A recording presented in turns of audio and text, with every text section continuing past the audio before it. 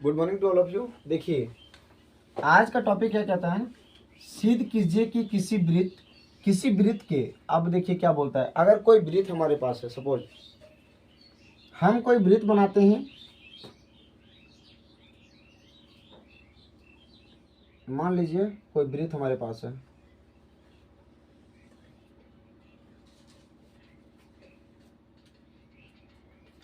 ये हमारा वृत्त है। अब ये फाइनल वृत्त बन गया। सिद्ध कीजिए कि किसी वृत्त के किसी व्यास, अब व्यास किसको बोलते हैं जानते हैं आप लोग? देखिए ध्यान से, इसको व्यास बोला जाता है, पता है ना?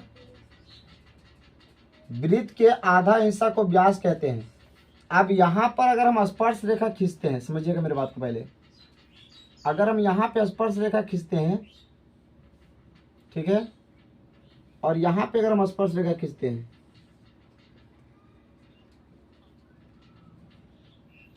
तो स्पर्श रेखा देखिए, हम बोले थे ना कोई भी अगर वृत्त है, उस वृत्त में समांतर स्पर्श रेखा कितनी होगी? 2। और स्पर्श रेखा कितना होगा? अपरिमित रूप से अनेक। तो कहने का मतलब है, अगर यहाँ पे केंद्र का मान मान लो O है, इसका मान M है, इसका नाम N है, इसका नाम P है, इसका मान Q है, इसका नाम A है, इसका नाम B है। समझ आ गया? लिखिए आगे, देखिए क्या बोलता है। देखिए इसके बाद क्या कहता है, हम यहाँ पे बोलता है ना कि अगर किसी वृत्त के व्यास के सिरों पर खींची गई स्पर्श रेखाएं समांतर है, मतलब हमको सिद्ध करना है कि अगर कोई वृत्त है, उसके अगर जो व्यास है, वो व्यास को छूने वाली जो स्पर्श रेखा है वो एक दूसरे के बराबर होते हैं। ऐसा कैसे बराबर होते हैं? इसके प्रूफ करने के लिए आपको प्रूफ करने बोला है। देखिए इसे प्रमेय है, ये सबको प्रमेय बोला जाता है, प्रमेय है, ये सब प्रूफ करने वाला प्रमेय है। प्रमेय आपका एक तो पूछेगा 3 मार्क्स का, एक पूछेगा 6 मार्क्स का, समझ गया ना? तो पहले लिखिएगा माना कि ओ केंद्र वाला एक, सॉरी माना कि लिखिएगा, अब यहां लिखिएगा ओ केंद्र वाला एक वृत्त है, ओ केंद्र वाला एक वृत्त है जो, सॉरी, ओ केंद्र वाला एक वृत्त है जिसकी व्यास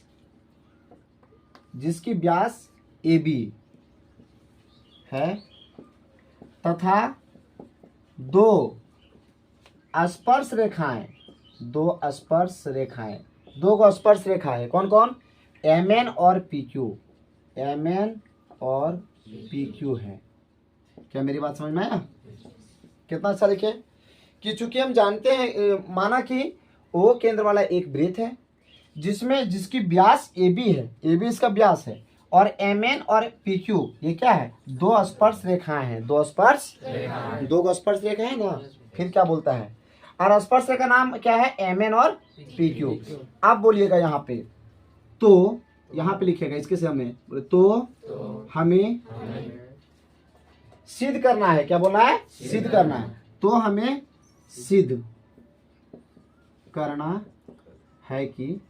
करना है कि MN जो होता है, MN वो PQ के समांतर है। समांतर मतलब समानांतर है, PQ के समांतर है, चूंकि हमें सिद्ध करना है कि MN समांतर PQ होती है या है, ये हमको सिद्ध करना है। कोई दिक्कत है क्या?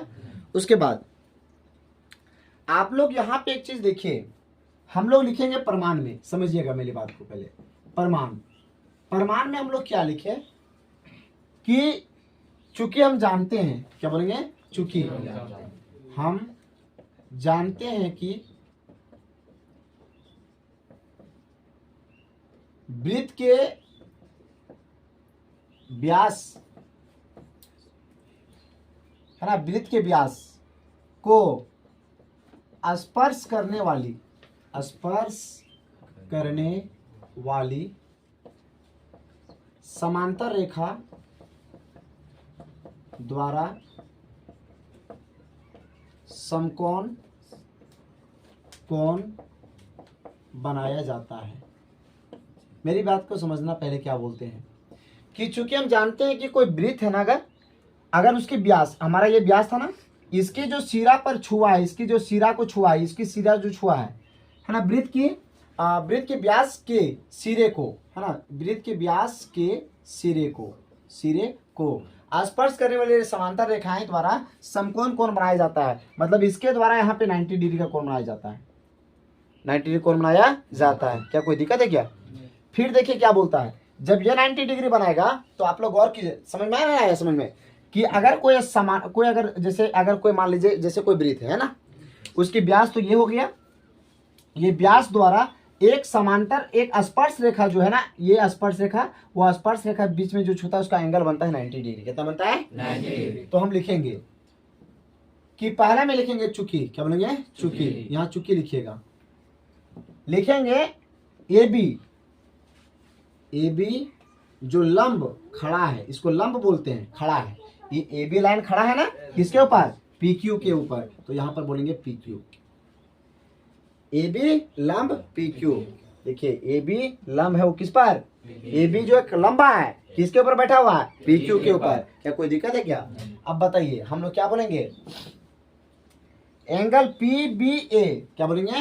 एंगल पी बी ए बराबर, देखो एंगल पी बी ए बराबर यहाँ कितना देखो बना रहा है? 90 डिग्री। तो बोलेंगे बराबर 90 डिग्री। क्या कोई दिक्कत समझ में आ गया? इस समीकरण 1 क्या लेंगे? समीकरण 1। क्या कोई दिक्कत है क्या?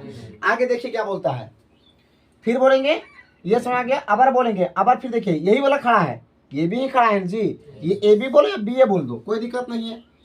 फिर बोलेंगे फिर बोलेंगे चूंकि ए बी बोल दीजिए जी, क्या दिक्कत है? ए बी फिर खड़ा है, किसके ऊपर खड़ा है? अबर एम एन के ऊपर फिर खड़ा है, कि इसके ऊपर खड़ा है? एम एन के ऊपर। समझ रहे हैं ना?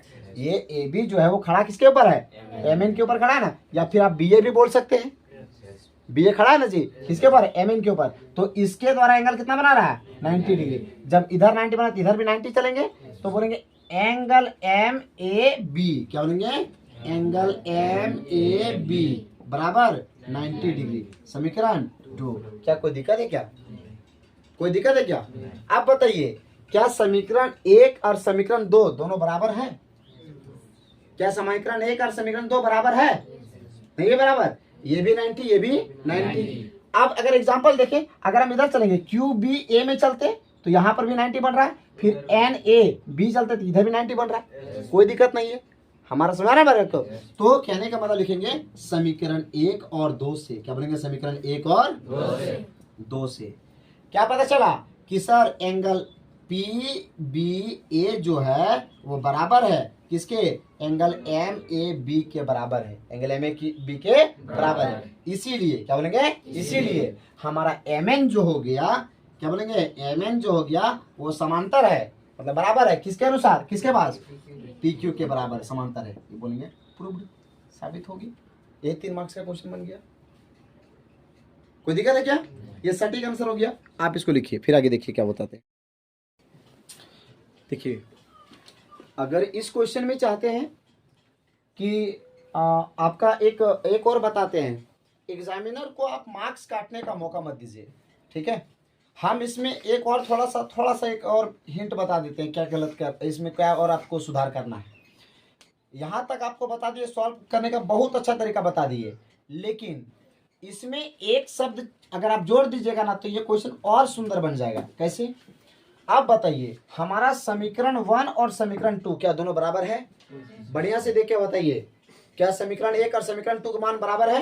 यस सर, यहाँ भी 90 यहाँ भी 90 है, कोई दिक्कत है?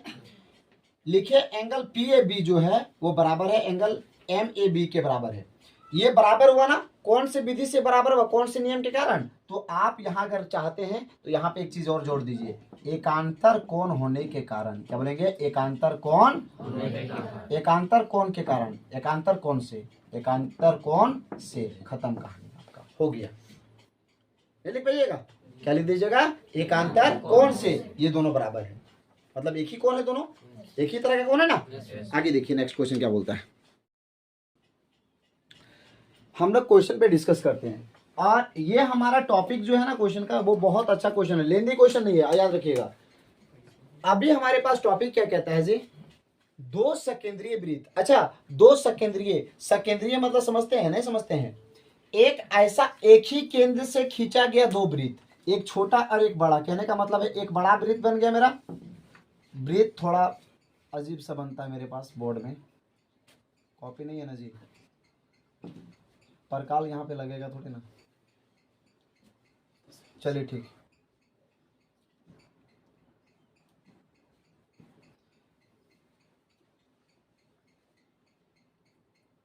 अगर हम इसमें एक छोटा वृत्त और एक बड़ा वृत्त बनाते हैं,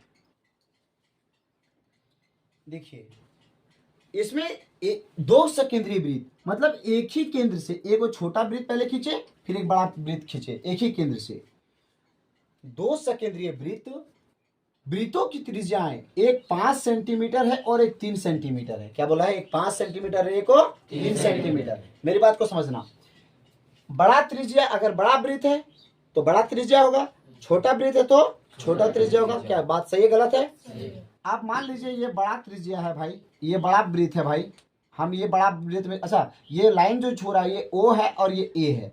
बता ओ ये क्या है? सर बड़ी वृत्त की त्रिज्या। अरे ओ ये क्या है? बड़ी वृत्त की त्रिज्या है या नहीं है? जब ओ ये मेरा बड़ी वृत्त की त्रिज्या है तो बताइए, अब ओ ये मेरा बड़ी वृत्त की त्रिज्या हो गया। अब बोलता है इसकी जो दूरी दी है वो 5 सेंटीमीटर दिया है। कितना दिया है? 5 सेंटीमीटर।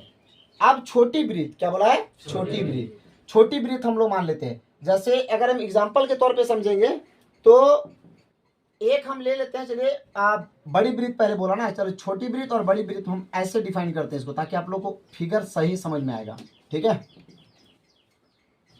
अब देखिए जी, इसका नाम, केंद्र का नाम ओ हो गया। खींचेंगे अगर हम ये ना बड़ी वृत्त के तो क्या होगा? ये 5, ठीक, 3। हम यहाँ पे एक बड़ी वृत्त खींच देते हैं, बड़ी वृत्त की त्रिज्या को यहाँ, ठीक है, थोड़ा और नीचे जाएंगे तब आप लोग को समझ में पूरा आएगा। हम ऐसा क्यों कर रहे हैं आप लोग को पता चल जाएगा अभी। ये हमारा ए हुआ, ये मेरा ओ, ये मेरा हुआ बड़ी वृत्त की त्रिज्या, इसकी जो दूरी दी है वो 5 सेंटीमीटर है। कितना है? 5 सेंटीमीटर। क्या कोई दिक्कत है क्या? छोटी वृत्त, अब ये छोटी वृत्त कौन हुआ भाई? ये हुआ ना छोटी वृत्त, क्या ये होगा ना? अब छोटी वृत्त की त्रिज्या कितनी है? 3 सेंटीमीटर। क्या मेरी बात समझ रहा? ये बड़ी वृत्त की त्रिज्या हो गया 5 सेंटीमीटर, छोटी वृत्त का कितना हुआ? 3 सेंटीमीटर। अब क्या बोलता है भाई? बोलता है ना कि बड़े वृत्त की उस जीवा की लंबाई ज्ञात कीजिए। अब बड़ा वृत्त को ना, ये बड़ा वृत्त है ना, इसकी जीवा की लंबाई ज्ञात करना है जो छोटे वृत्त को छूती है, स्पर्श करती है, जो छोटे वृत्त को स्पर्श करती है। जीवा क्या होता है भाई? अब ये जो जीवा है ना, ये जीवा हो गया। देखिए तो ये बड़ा वृत्त है ना जी, बड़ा वृत्त, जैसे कोई वृत्त है उसमें ये घिस देती है, जीवा हो गया। क्या हो गया? जीवा। हम इसको लाइन खींच देते, जीवा हो गया। इसका नाम ए, इसका नाम मान लो सी हो गया। बताओ, और इसका नाम बी। अब मुझे बताइए कि इसमें ओ ये क्या है? ओ ये क्या है? ओ ये मेरा सर बड़ा वृत्त की त्रिज्या है, ओ बी क्या है? छोटी वृत्त की त्रिज्या। अच्छा ए सी क्या है? बड़ा वृत्त का जीवा है, बड़ा वृत्त का जीवा। समझ में आ रहा है ना? बड़ा वृत्त का जीवा, बड़ा वृत्त का जीवा कौन हो गया? ए सी। अच्छा ठीक है, तो आप इसको भूल जाइए, हम इसको मानते हैं एक ये मेरा समकोण त्रिभुज बना। क्या बना? उसका नाम क्या हुआ? बोलो चुकी समकोण त्रिभुज। अरे जल्दी बोलो समकोण त्रिभुज। समकोण त्रिभुज का नाम क्या है? ओ बी ए में। क्या बोलेंगे? ओ बी ए में। ओ बी ए में। ओ बी का मान क्या हो गया भाई? 3 सेंटीमीटर। अच्छा ओ ए का मान कितना हो गया? 5 सेंटीमीटर। क्या कोई दिक्कत है क्या? अब मुझे बताइए ये मेरा ए बी क्या होगा? इसको छोड़ दीजिए अभी, ये यहां से कितना होगा? सर बोलेंगे ए बी बराबर क्वेश्चन मार्क, ए बी बराबर। अब बताइए ये मेरा लंब हुआ, ये कर्ण हुआ, ये क्या हो गया? आधार। तो आधार का फॉर्मूला क्या होता है? लंब स्क्वायर, सॉरी कर्ण स्क्वायर माइनस लंब स्क्वायर होता है जी। आप पहले लिखिए, बोले पाइथागोरस प्रमेय से, पाइथागोरस प्रमेय से, पाइथागोरस प्रमेय। इसमें पाइथागोरस प्रमेय बता, कर्ण कौन हो गया? पहले लंब क्या होगा? लंब बताइए, लंब क्या होगा? लंब हुआ ओ बी का स्क्वायर, लंब स्क्वायर, और आधार कौन हुआ? ए बी का स्क्वायर, और बराबर कर्ण कौन हुआ? ओ ए का स्क्वायर, ओ ए का। बताइए ओ बी का मान कितना दिया हुआ है? 3, तो 3 का स्क्वायर, और ए बी का मान कितना दिया है? ए बी का मान नहीं पता है सर, ए बी का मान ए बी रखेंगे, और बराबर ओ ए का मान कितना हो गया? 5 का स्क्वायर। आप बताइए 3 का स्क्वायर, 3 दिया 9, ए बी स्क्वायर के ए बी स्क्वायर, 5 बचे 25, ए बी स्क्वायर के ए बी स्क्वायर 25 हुआ, प्लस में था उधर क्या हुआ? माइनस। 9 के 9, अब ए बी स्क्वायर बराबर 25 में से 9 गया कितना बचा 16, इसीलिए ए बी बराबर √16। अब 16 का वर्गमूल कितना आ गया 4 आ गया, 4 सेंटीमीटर, 4 सेंटीमीटर। अब आप लोग मुझे बताइए ए बी का मान कितना निकला 4 सेंटीमीटर, ये 4 सेंटीमीटर निकला। अब आप लोग एक चीज गौर कीजिए, अगर ए बी का मान 4 सेंटीमीटर निकला तो आप लोग उस फिगर को देखिए, चलिए फिगर को देखिए, तो फिगर देखें, फिगर नहीं देखें आप लोग, बढ़िया से देखिए फिगर को। अगर ये 4 है तो यहां से यहां कितना होगा, ये भी 4 होगा। क्यों, आप देखिए तो यहां से यहां तक जितना लंबा उतना लंबा ये भी है ना, तो बोलेंगे कि बड़ी ब्रीथ, क्या बोलेंगे, बड़ी ब्रीथ की जीवा की लंबाई बराबर, बड़ी ब्रीथ की जीवा की लंबाई बराबर, बड़ी ब्रीथ की जीवा की लंबाई बराबर क्या लिखेंगे 2 × 4। क्यों, क्योंकि ये 4 ये भी 4 है, 2 जगह ना, तो 4 दूना 8 सेंटीमीटर ही आपका फाइनल आंसर बन गया। क्या कोई दिक्कत है क्या। अब बहुत को ऐसा दिमाग लगाता है, अरे बाबा 5 3 8 सीधे 8 लिख देता है, नहीं ऐसा नहीं। देखिए रूल कैसे बन रहा है, देखे ना, पहले आप इसका मान निकालेंगे सर, उसके बाद ये जो आएगा उसको 2 गुना कर देंगे, तो 4 4 8 हो गया, खत्म कहानी। क्या मेरे पास ये आपका बन गया क्वेश्चन का। ये बड़ी वृत्त की क्या निकला, बड़ी वृत्त की जीवा की लंबाई है, बड़ी वृत्त की जीवा की जो छोटे वृत्त को स्पर्श करती है। फिर से बोल रहे हैं, ये मेरा AC जो हो गया वो क्या हो गया, बड़ी वृत्त की लंबाई है जो छोटे वृत्त को स्पर्श करती है, छूती है। चलिए ठीक है, अब नेक्स्ट सवाल में हम लोग आते हैं, और वो सवाल क्या जानते हैं, 8 नंबर का क्वेश्चन क्या बोलता है, सुनिएगा ढंग से थोड़ा। 8 क्वेश्चन में कहता है ना कि एक वृत्त के परिगत, एक वृत्त है हमारे पास, एक वृत्त है, वृत्त समझते हैं ना, एक वृत्त के परिगत, परिगत मतलब समझते हैं चारों ओर, परिगत मतलब चारों ओर। एक हमारे पास वृत्त है भाई, मान लो हमारे पास एक वृत्त है,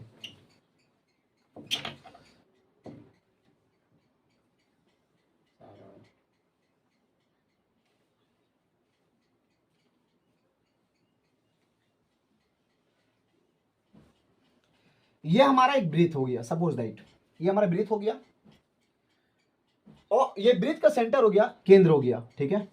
वृत्त के परिगत एक ABCD चतुर्भुज है, ABCD क्या है, चतुर्भुज है। हम एक चतुर्भुज खींच देते भाई, ABCD को चतुर्भुज है, चतुर्भुज देखिएगा कहां कहां छुएगा, सो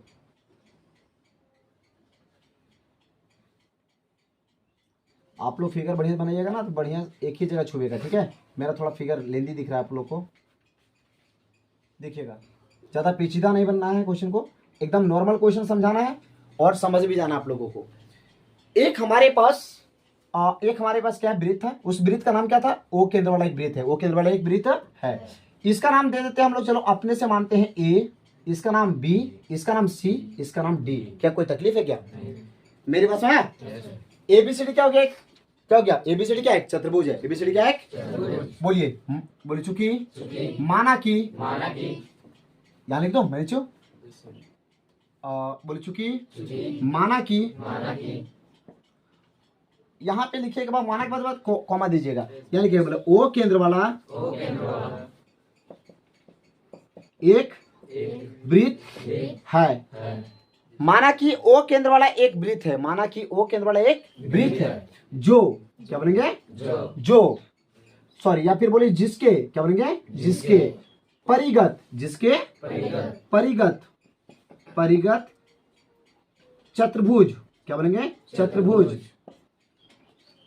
एक चतुर्भुज लिख दीजिए, एक चतुर्भुज ABCD है, ABCD है, जो क्या बोलेंगे, जो बिंदु, क्या बोलेंगे, बिंदु P Q R और S को स्पर्श करती है, S को स्पर्श करती है, स्पर्श करती है। अरे बाप रे बाप, अब यहाँ पे क्या कोई डाउट है, यहाँ तक है, यहाँ तक कोई डाउट है क्या, एकदम डाउट है सर कि P Q R S आखिर कहां से लिखे आप। तो देखिए अगर आप ABCD अगर इस तरह से अगर क्लॉकवाइज जा रहा है, घड़ी की दिशा में जा रहा है ना भाई, इस जगह को मान लो P, इसको मान लो Q, इसको मान लो R, इसको मान लो S। क्या कोई डाउट है क्या, अब यहां तो कोई डाउट नहीं है ना, चलिए ठीक है। अब लिखेंगे हम लोग क्या, प्रमाण में, क्या लिखेंगे, प्रमाण में। अब हम लोग लिखेंगे प्रमाण में, बाय बिंदु से, क्या बोलेंगे, बाय बिंदु से वृत्त पर खींची गई, वृत्त पर खींची गई स्पर्श रेखा की लंबाई, स्पर्श रेखा की लंबाई, स्पर्श रेखाएं समान होती है, समान होती है। कहने का मतलब है अगर बाहर के बिंदु से अगर हम कोई वृत्त में अगर स्पर्श करते हैं, स्पर्श लाइन खींचते हैं, तो वो समझना कि एक दूसरे के बराबर करता है, एक दूसरे को बराबर छूता ना। जैसे एग्जांपल देखिए, यहां से यहां तक अगर छुआ था भाई, ये अगर एक छुआ था एक छोटे वृत्त को, तो बताइए यहां से यहां तक जितना था उतना लंबा ये भी था ना। तो हम क्या बोले कि बाएं बिंदु से खींची गई वृत्त पर स्पर्श रेखा की लंबाई क्या होती है, समान होती है। क्या होती है, समान। क्या यहां तक कोई दिक्कत है क्या? अब हम लोग क्या बोलेंगे जानते हैं? अब इसके बाद हम लोग क्या करेंगे, देखिए नीचे में क्या बोलता है।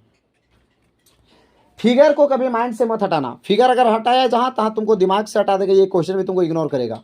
फिगर को नहीं हटाइएगा आप लोग। देखिए अब आप लोग क्या कीजिए, एक स्टेप आगे चलिए और एक स्टेप फिर पीछे आइएगा।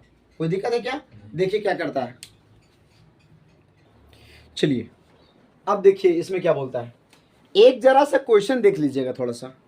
क्वेश्चन में हम थोड़ा सा क्या बताया है, ध्यान से देखिए। क्वेश्चन आप लोग नहीं देखे बढ़िया से।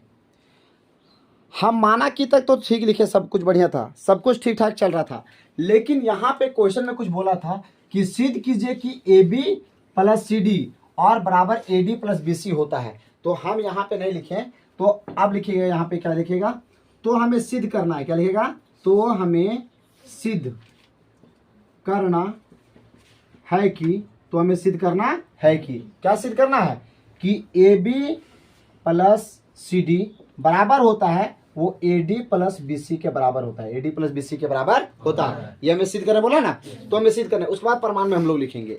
अब देखिए प्रमाण में एक स्टेप आगे बढ़िएगा और एक स्टेप पीछे बढ़िएगा। अब एक स्टेप आगे एक स्टेप पीछे कैसे बढ़िएगा, चलिए देखिए ध्यान से बोर्ड में। अभी आपको डाउट को क्लियर कर देंगे और बहुत 100% आपको डाउट को क्लियर करेंगे। क्या बोलता है क्वेश्चन में कि एक स्टेप आगे और एक स्टेप पीछे। तो बताइए एक स्टेप आगे इसमें कौन है और एक स्टेप पीछे कौन है? पहले कहां स्टार्ट करेंगे? ए से स्टार्ट करेंगे। बताइए ए से एक स्टेप आगे चलो, क्या हो गया? पी। क्या बोलोगे? ए से एक स्टेप आगे क्या हो गया? पी। ए से एक स्टेप आगे पी हो गया, तो बोलेंगे AP। क्या बोलेंगे? AP बराबर। अच्छा ए से लेकर पी तक जितना दूरी है भाई उतना क्या होगा? ए से लेकर एस तक उतना दूर होगा। हम क्या बोले, एक स्टेप आगे और वहीं से, जैसे यहाँ पे आप खड़ा है, ए पर खड़ा है, एक स्टेप ए से आगे जाइए और फिर ए में आइए और फिर ए से फिर एक बार पीछे आइए। ए में है, ए के बाद आगे बढ़ता हो गया AP, और ए से फिर ए में आ गया और ए से फिर एक पीछे जाएंगे, क्या हो गया? AS। क्या हो गया? AS। ये समीकरण क्या बना? एक। समीकरण क्या बना? एक। अब आगे चलिए, ए हो गया, अब बी में चलेंगे, क्या हो गया बोली? तो अब बी में चलेंगे तो क्या हो गया बोलिए एक बार? B से P तक। क्या चलेंगे? B से P तक। अच्छा आप बोलेगा सर B से Q तक आप क्यों नहीं चले? B से क्यों नहीं चले? तो देखिए हम यहाँ पर P है और यहाँ पर भी P आ जाएगा, तो आपको जोड़ने में आसान नहीं लगेगा। समझ गए? यहाँ B से लेकर P तक तो BP लिखेंगे और बराबर B से लेकर Q जाएंगे, क्या हो गया? BQ हो गया। ये समीकरण 2 हो गया। ये क्या हो गया? समीकरण 2। कहने का मतलब क्या था, अगर हम B से Q तक चलते ना, BQ चलते ना बाबू, इससे मेरा एक डाउट होता, B से अगर Q तक चलते तो मेरा एक डाउट होता, क्या सर यहाँ पर P था यहाँ पर Q आ जाता, फिर जोड़ने में बहुत दिक्कत होता। समझ रहे ना? तो हम अभी से दिक्कत को दूर करने की कोशिश करते हैं। B से P तक चला, B से क्या चले? Q तक। अब और बताइए क्या चलेंगे? C से Q तक चलेंगे, C से R तक चलेंगे? पहले C से Q तो नहीं चलेंगे, C से Q को हम इधर रखेंगे बराबर के उधर। क्यों? क्योंकि इधर Q मिल रहा है। समझ रहे ना सर जी? तो हम यहाँ चलेंगे पहले CR। क्या चलेंगे? CR। CR से लेकर के CR चले और क्या चले? CQ। यहाँ पर लिखे CQ। ये हमारा समीकरण 3 बना। क्या बना? समीकरण 3। क्या कोई दिक्कत है क्या? आगे देखिए क्या बोलता है। C में पहुंच गए, अब D में चलिए। अब आप लोग मुझे बताइए कहाँ चलेंगे? D से R तक या D से S तक? रीजन सर RR कॉमन मिल जाता, समझ रहे ना? RR मिल जाएगा तो हम चलेंगे DR। क्या चलेंगे? DR से लेकर के क्या चलेंगे? DS। DR से लेकर DS। समीकरण क्या बना? 4। समीकरण क्या बना? 4। क्या यहाँ तक कोई दिक्कत है क्या? दिक्कत है क्या? अब देखिए हम लोग क्या चले, फिर से एक बार बताते हैं हम आपको। अब यहाँ पे फिर से एक बार हम रिपीट करवाते हैं। C से लेकर R तक हम क्यों चले सर? क्योंकि यहाँ पर R देखो, अगर हम यहाँ पे अगर देखो CQ चलते ना, अगर पहले लिखते ना तो हमारा Q इधर आ जाता, फिर BQ कैसे जुड़ता? हम BQ की सीधा हम Q को उधर लेके जाने की कोशिश किए। समझ रहे ना। अब देखिए लिखिए, वही लिखिए, सी क्यू को हम उधर रखे और सी आर को इधर रखे, और क्या हुआ इसी तरह डी आर को इधर रखे और डी एस को इधर रखे। समीकरण क्या बना, 4 बन गया। यहां तक समझ में आ गया? ठीक है। अब थोड़ा सा ध्यान दीजिए आप लोग, ये मिटा दें। अब आप लोग थोड़ा सा ध्यान दीजिए, समीकरण 1, 2, 3 और 4 को देखो भाई, देखो सबको बोलोगे, बोलो समीकरण 1, 2, 3 और 4 जोड़ने पर समीकरण 1, 2, 3 और 4 जोड़ने पर जोड़ोगे। आप बोलिए क्या होगा, बोलिए A P plus B P plus C R plus D R. ये हम आपका बाएं वाला बाएं तरफ अब बराबर हो गया। अब दाहिने वाला दाहिने तरफ बोलो A S plus B Q plus C Q plus D S. आप जात मिलाते हैं, हम कंपेयर करते हैं, बोले A P plus B P plus C R plus D R. अब बोले ए एस के साथ कौन हुआ, D S, A S plus D S और B Q plus C Q. क्या कोई दिक्कत है भाई, क्या कोई दिक्कत है क्या? यहां तक समझ आया? A S D S B Q C Q एक साथ हो गया ना, क्यू क्यू मिला ना भाई। चलो ठीक है। अब बोर्ड में देखो ध्यान से, बोर्ड में आप लोग देखिए, बोर्ड में क्या देखिए यार, फिगर देखिए, चलिए फिगर देखिए, फिगर से सारा कुछ क्लियर होगा। ए पी और बीपी को अगर जोड़ देंगे, अच्छा ई वाला एक लाइन, अगर आधा लाइन है तो जोड़ देंगे तो बड़ा लाइन बन जाएगा ना। तो बड़ा लाइन कौन हुआ, ए बी। क्या हो गया, ए बी। नहीं समझा? अगर ए से पी तक एक छोटा लाइन था और बी से लेकर पी तक छोटा लाइन था, तो दोनों को जोड़ देंगे, क्या ए बी बनेगा? अरे बाबा बनेगा ना। नहीं समझे? जैसे एक ये मार्कर पेन हो गया, ये केप हो गया, अगर दोनों को जोड़ देंगे तो ये कंप्लीट मार्कर पेन बन गया ना। नहीं समझे? तो कहने का मतलब है ए से पी तक जोड़ेंगे और बी से पी तक जोड़ेंगे, इन दोनों को जोड़ने के बाद क्या बनेगा, ए बी बन जाएगा। क्या कोई डाउट है क्या? और एक शॉर्टकट तरीका बताता हूँ। शॉर्टकट तरीका क्या sir P cancel, A B के ए बी, पी मिल गया, पी गया, ए बी के बी प्लस। अब उतना टेंशन नहीं लो, आर कैंसल, क्या बता, सी डी के सी डी। अब लेकिन ये क्या बता रहे, ये सब क्या बता रहे, ये सब हम शॉर्टकट बता रहे तरीका, लेकिन रूल क्या है, क्या बोलता है, सी आर से डी आर। तो सर सी से आर तक सी आर और डी से लेकर आर तक डी आर। तो सी आर और डी आर, अगर सी आर एक छोटी लाइन और डी आर में रहे क्या हुआ, छोटी लाइन, तो दोनों छोटी लाइन को अगर जोड़ेंगे तो बड़ी लाइन बनेगी ना। तो मेरा डीसी बना, क्या बना, डीसी या सीडी बना। क्या कोई डाउट है क्या?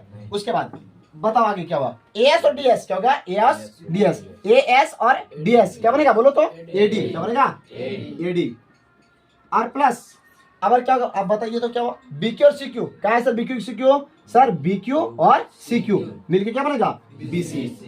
तरीका क्या बताए थे सर पी कट जाएगा तो ए बी के ए बी प्लस के प्लस, आर कट जाएगा तो सी डी के सी डी बराबर के बराबर, एस कट जाएगा तो ए डी के ए डी प्लस के प्लस, क्यू कट जाएगा तो बीसी के बीसी। क्या कोई दिक्कत है क्या?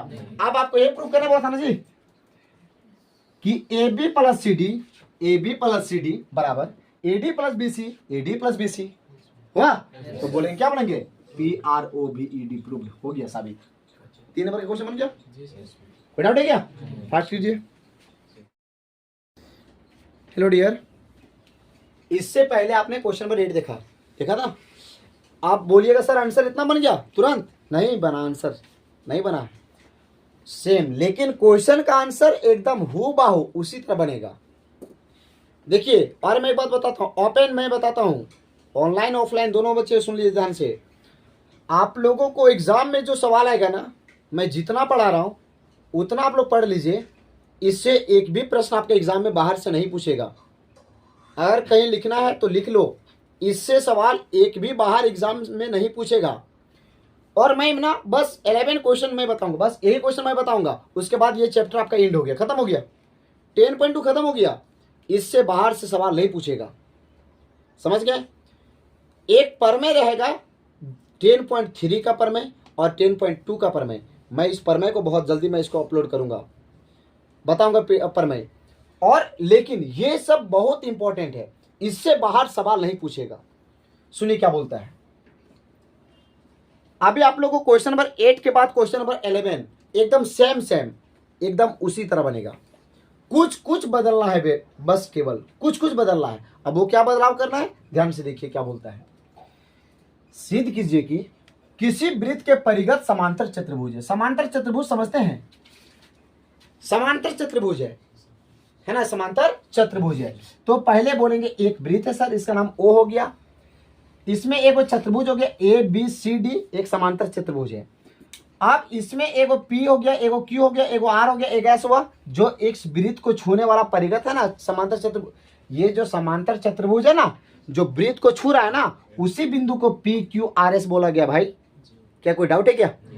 तो फिर आगे देखिए क्या बोलता है। माना कि ओ केंद्र वाला एक वृत्त है जिसके, हेलो ध्यान से देखिए, माना कि ओ केंद्र वाला एक वृत्त है जिसके परिगत एक समांतर चतुर्भुज है। अब यहां पर क्या लिखेगा आप लोग, लिखिएगा खाली बस यहां कर दीजिएगा परिगत, जिसके परिगत एक समांतर चतुर्भुज एबीसीडी है, एबीसीडी है, एबीसीडी है, जो बिंदु पी क्यू आर और एस को स्पर्श करती है। क्या कुछ भारी लग रहा है क्या? उसके बाद तो हमें सिद्ध करना है। अब हमें क्या सिद्ध करना है कि सर एबीसीडी एक समांतर चतुर्भुज है। ये जो एबीसीडी है ना, बोलता ना वृत्त के परिगत, परिगत का मतलब चारों ओर, जो वृत्त के चारों ओर है ना, वो एक समांतर चतुर्भुज है। क्या भाई? समांतर चतुर्भुज है। तो हम बोलेंगे कि तो हमें सिद्ध करना है कि एबीसीडी, क्या बोलेंगे, एबीसीडी एक समांतर चतुर्भुज है, समांतर चतुर्भुज है। अब बोलिएगा प्रमाण में आप लोग वहां पे लिख दीजिएगा चूंकि, इससे पहला क्वेश्चन बताया ना, उसमें लिख दीजिएगा चूंकि नहीं दिए थे, भूल गए थे चूंकि। और आपको हम थोड़ा सा इसका लैंग्वेज थोड़ा और बदल देते हैं और अच्छा लिख देते हैं। चूंकि बाई बिंदु से वृत्त पर खींची गई स्पर्श रेखाओं की लंबाई यहां से लिख देते हैं, रेखाओं की लंबाई समान होती है, या बराबर होती है, लिख दो ना, बराबर होती है। समान बहुत बच्चे समझ में नहीं आता है, चलो बराबर होती है, कोई दिक्कत है क्या? जो बाहर वाला बिंदु से खींचा ना वृत्त पर, ये वृत्त पर जो लाइन खींचा गया ना, वो एक दूसरे के बराबर होती है। वो कैसे? इस एग्जांपल के तौर पे समझाया था ना, सुनिएगा क्या बोलता है क्वेश्चन। अब इसका एग्जांपल देखिए कैसे बनाना है। सो इसका आप इक्वेशन कैसे में तोड़ेंगे, जैसा इक्वेशन अभी पिछले क्वेश्चन में तोड़े था ना, वैसा ही इक्वेशन यहां तोड़ेंगे। आप देखिएगा कैसे तोड़ते हैं,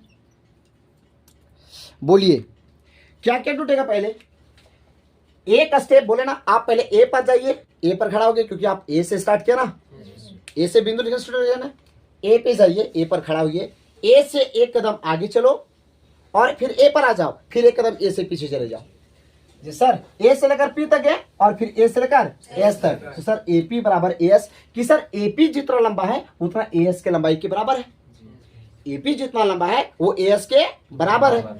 अब सुनिए क्या बोलता है आगे में, देखिए अब बी से लेकर क्यू तक क्यों नहीं चलेंगे? तो सर कारण है क्या कि सर यहां पर पी और यहां पर पी जात मिल जाएगा सर, तो मुझे जोड़ने में आसानी लगेगा। तो लिखेंगे बी से पी तक बीपी और बीक्यू, तो बीपी जितना लंबा है वो बीक्यू के बराबर है। समीकरण 2 बना, क्या बना? समीकरण 2। अब देखिए नीचे क्या बोलता है, और अब बोलता है नीचे में, और ध्यान से देखेंगे कि सर या बी तक तो हो गया, अब सी में आइए। अब बताइए सी क्यू पहले चलेंगे या सी आर चलेंगे? अच्छा सी क्यू क्यों नहीं चलेंगे सर? क्योंकि बराबर के बाद मेरा क्यू वाला था पोजीशन, इक्वेशन 2, समीकरण 2 देखो क्यू कहाँ है? बराबर के राइट साइड में ना, बराबर के राइट साइड में ना। तो हम क्या करते हैं बाबू, इस देखिए ये जो सी है ना भाई, वो सी आर पहले लिखेंगे, सी आर, तो पहले सी आर लिखे बराबर, अब यहाँ क्या हुआ? सी क्यू, तो सी क्यू यहाँ हुआ समीकरण 3, समीकरण 3। अब समीकरण 4 आइए। समीकरण 4 में क्या है? एक बार चले डी आर, क्या चले? डी आर, डी से आर तक और एक बार डी से एस तक, डी आर बराबर डी एस, समीकरण 4, समीकरण 4। अब लिखेंगे क्या? कुछ नहीं, समीकरण 1 2 3 और 4 जोड़ने पर, समीकरण 1 2 3 और 4 जोड़ने पर। अब जोड़ना है, अब इसको जोड़ते हैं तो क्या होगा? एपी बराबर, देखो एपी, अब लेफ्ट साइड को एक साथ, राइट साइड को एक साथ, AP plus BP plus C R plus D R, देखो लिखे, और इधर वाला को लिख दे, यहाँ पे लिख दिया, यहाँ पे देखे ना। फिर क्या हुआ? AP BP C R D R बराबर के बराबर एस के साथ डी एस, तो एस और डी एस, बी क्यू और सी क्यू मिल गया। आगे देखिए पी कट गया, क्या हुआ? ए बी के ए बी, ऐसे भी मेथड से बना सकते हैं, और वो हम तरीका बताए थे ना पिछले क्वेश्चन में। और सी आर और D R, sir C R, C से लेकर आर तक छोटा सा एक लाइन है, और एक डी से लेकर आर तक छोटा लाइन है, ये दोनों मिला देते हैं तो गोटा लाइन बनेगा ना, पूरा बड़ा नहीं बनेगा। तो देखिए क्या बना, ये सी डी बना बराबर। अब क्या बोलेंगे उसके बाद, ए एस प्लस डी एस, तो सर एस एस कर जाएगा एडी के एडी प्लस के प्लस। अब देखो क्यू क्यू कटा क्या हुआ, बी क्यू के बीसी के बीसी, अरे बाबा ये क्यू क्यू कट जाएगा, बीसी के बीसी हुआ, बीसी के बीसी हुआ, खत्म कहानी। अब सुनिए क्या बोलता है, अब यहां का फंदा क्या है, अब आप लोग को समझाते हैं।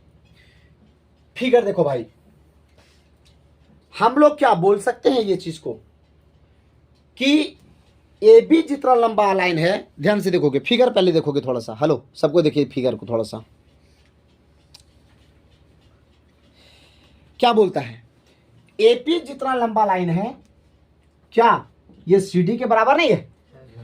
फिर से बोल रहा हूं, क्या भाई ए बी जितना लंबा भाई है, जितना लंबा लाइन है वो क्या ये सीडी के बराबर लाइन बराबर नहीं है क्या? हम लोग लिख सकते हैं यहाँ पे, क्या लिखेंगे कि आप यहां लिखेंगे ए बी के ए बी, क्या लिखेंगे ए बी के ए बी, अब ए बी के ए बी और प्लस, अब ये सी डी के जगह पर आप मान लो ये ए बी मान लो जितना लंबा है उतना लंबा सी डी के बराबर है, तो हम सी डी के जगह हम ए बी क्यों नहीं लिखेंगे, चलो हम ए बी लिख दिए यहाँ पे। अब बोल के रे बाप ये कैसे हो गया, अरे एकदम होगा, कैसे नहीं होगा, हम जब आपको बोल दे रहे हैं कि ए बी जितना लंबा लाइन है उतना सी डी के बराबर होगा, तो कुछ नहीं ए बी को हटा दिए, ए बी यहाँ ए बी के ए बी रखे, अब यहाँ जहाँ सी डी तो वहाँ ए डी बैठा दिए, या ए बी बैठा दिए, सॉरी क्या बैठा दिए ए बी। फिर से बोल रहा हूँ, ए बी जितना लंबा लाइन है क्या वो सी डी के लाइन के बराबर है? ठीक है बराबर है, कंफर्म, कोई डाउट नहीं ना। आगे देखिए, अब बताइए ए डी जितना लंबा लाइन है क्या बीसी के बराबर है या नहीं है? ये लंबा लाइन जितना लंबा लाइन है क्या ये लंबा लाइन उतना लंबा लाइन के बराबर है? फिर से बोल रहा हूं, ये ए बी जितना लंबा है क्या सी डी के बराबर है? ए डी जितना लंबा है क्या वो बीसी के बराबर है? कोई डाउट यहां तक कोई नहीं ना? ठीक है, तो हम लिख सकते हैं ना कि ए बी बराबर ए बी, आप जहां पे सी डी जगह लिखेंगे ए बी, आप बराबर के बराबर ए डी के ए डी, क्या हम बीसी के जगह पर भाई बताओ क्या ये बीसी जो है बीसी, ये बीसी के जगह पर क्या हम ए डी नहीं लिख सकते हैं? क्या लिख सकते हैं? अब यहां पर हम लिखेंगे ए डी, ये बीसी को हटा क्या लिखे ए डी। अब हम यहां लिख देते हैं, चलिए यहां पर लिख देते, यहां पे लिख देते हैं, यहां चूंकि क्या यहां पे जगह मेरा नहीं बचा हुआ है, यहां पे आप लोग लिख दीजिएगा, हाँ लिखिएगा चूंकि ए बी जितना लंबा है वो सी डी के बराबर है, और ए डी जितना लंबा है वो बी सी के बराबर है, क्या है या नहीं है? तो वही कुछ नहीं किया, ए बी जहां था मतलब जहां सी डी था वहां ए बी बैठा दिए, और जहां बी सी था वहां क्या बैठा दिए ए डी बैठा दिए। देखो बैठा है नहीं बैठा है? आप लोग को नींद लग रहा है, ए बी ए के कितना हुआ 2, तो यहां पर लिखे 2 ए बी, क्या लिखे 2 ए बी बराबर ए डी कितना हुआ 2 ए डी, कितना हुआ 2 ए डी, क्या हुआ 2 ए डी हुआ। आगे देखिए क्या बोलता है, अब आप लोग गौर कीजिए यहां पे जी, गौर कीजिए, अब ये 2 और 2 कट गया, क्या हुआ ए बी के ए बी बराबर के बराबर ए डी के ए डी, ए बी के ए बी और ए डी के ए डी। अब देखिए बराबर में क्या बोलता फर्म, अब फिगर आ जाओ, फिगर में क्या बोलता भाई, फिगर में बोलता है इस जगह पे, फिगर में देखो ध्यान से क्या बोलता है कि ए बी जितना बराबर जितना लंबा था वो ए डी के बराबर था, ए बी जितना बराबर है वो कितना ए डी के बराबर है। अब ए बी मेरा ए डी के बराबर है, अब फिगर आप लोग देखिए, फिगर अब हम थोड़ा स्लॉट ऊपर कर देते हैं स्लाइड को, देखो ए बी जितना लंबा था वो ए डी के बराबर था। अभी तक आप जानते, फिर से मैं बोल रहा हूं, अभी तक कुछ देर पहले हम आप लोग को बताए थे कि ये जितना लंबा है क्या वो इतना लंबा होगा, ये जितना लंबा है वो इतना लंबा होगा। लेकिन अब आप लोग को एक चीज और बताने जा रहे हैं, क्या कि ये जितना लंबा है वो इसके बराबर हो गया, हुआ या नहीं हुआ? ए बी जो हो गया वो ए डी के बराबर हुआ ना जी, अभी बताए ना, ए बी जो है वो ए डी के बराबर है। अब बताओ ये जब ए बी मेरा बराबर हो गया इसके, अब सुनिए पहले मेरा ये वाला और ये वाला बराबर था, ठीक है, लेकिन अब तुमको एक चीज और नजर आ रहा है कि सर ये वाला जितना लंबा है वो इतना लंबा बराबर होगा। अब रे ससुरा, जब ये जितना लंबा होगा तो उतना लंबा ये भी तो होगा ना, नहीं होगा? भारी लग रहा है, खत्म कहानी। तो अब बताइए ये क्या चारों भुजाएं बराबर हुआ? बराबर हुआ ना, बराबर हुआ। तो आप लोग क्या कहेंगे कि इसीलिए, क्या बनेंगे, इसीलिए, क्या बनेंगे, इसीलिए जितना भी लाइन है बाबू, जितना भी लाइन है, कौन कौन लाइन है बताओ, तो बताओ जल्दी से नाम बताओ। इसीलिए ए बी बराबर बी सी बराबर सी डी बराबर ए डी, सब बराबर होगा, अरे सब बराबर होगा। इसीलिए क्या बोलेंगे, इसीलिए ए बी सी डी, क्या बोलेंगे, ए बी सी डी एक समांतर चतुर्भुज है, समांतर चतुर्भुज है। यही तो आपको प्रूफ करना था ना जी। भारी लग रहा है क्या? खत्म कहानी लिखिए, ये चैप्टर आपका खत्म हो गया। थोड़ा सा रुक जाइए, ये आप लोगों का देखिए ध्यान से क्या बोलता है। ये आप लोगों का ये क्वेश्चन पर अलग क्वेश्चन का आंसर था, पता ना जी, ये वाला अलग था, पता ना, क्वेश्चन 7 का सॉल्यूशन था, आपका ये सब इधर सॉल्यूशन है। देखिए आप लोगों का 10.1 10.2, आपका 10.1 और 10.2 दोनों का दोनों खत्म हो गया। क्या हो गया?